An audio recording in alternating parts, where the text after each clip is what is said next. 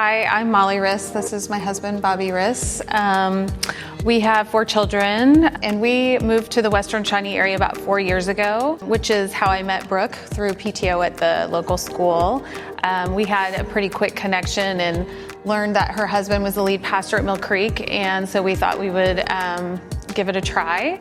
We both work at Children's Mercy, and I didn't realize that Troy Richardson also worked there within our hospice division. And I realized this when I realized that he was teaching our kids in the child ministry. So this was just kind of a really cool connection and solidified us with this church. So sometimes getting to church can be a little bit more difficult for us. Since we work in the hospital, we work a lot of Sundays, and so a lot of times it's one of us bringing 4 children to church, which in the past could cause a lot of worry of what's behavior going to be like and stress. And so I think we quickly realized that people here wanted us to come to church and be comfortable at church, and so it made it easier to get out the door. So the children's ministry has been a big blessing to our family. I think at first we got kind of what you would expect, so to speak. Our children began to learn more about God, but then we really realized the impact that the children's ministry would have on our family with our son Micah, who has autism. The ministry has given us a surrounding or an environment where people are more understanding of what they're seeing. A good example of that is with Troy and Christy teaching children's ministry, approached me about a behavioral plan with Micah to encourage good behavior, did everything on their own, came up with the reward system on their own without even asking, and it was just a huge blessing and relief, I think, for us. And in fact, it was when Bobby was actually working the week that Troy told me the reward he was doing for Micah. And it wasn't just a trinket from the Dollar Tree or something, which would be great, but he really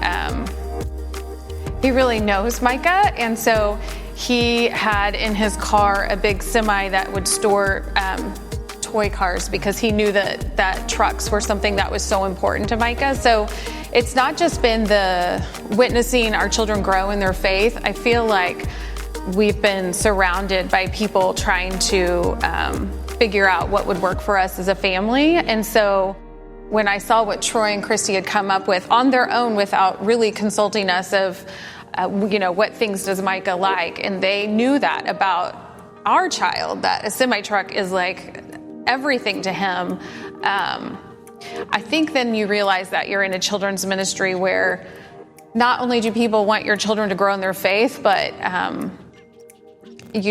felt like they really care and love Micah enough to want to encourage him and be there for him on more than just a teaching level, but really they're connected to him and so committed to making it work for him. One of the things that the church has really helped us grow is our prayer life at home.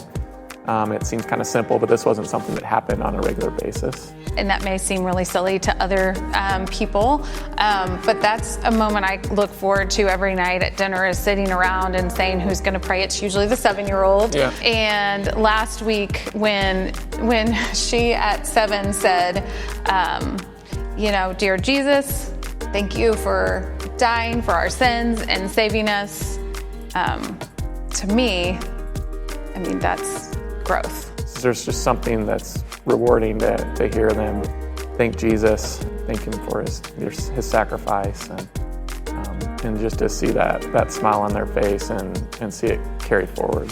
Learning that at 7 in first grade and being able to verbalize that lets me know that she's going to go into this world and share it with other people. So where that may seem like a small thing to other people, I feel like for our family that's huge.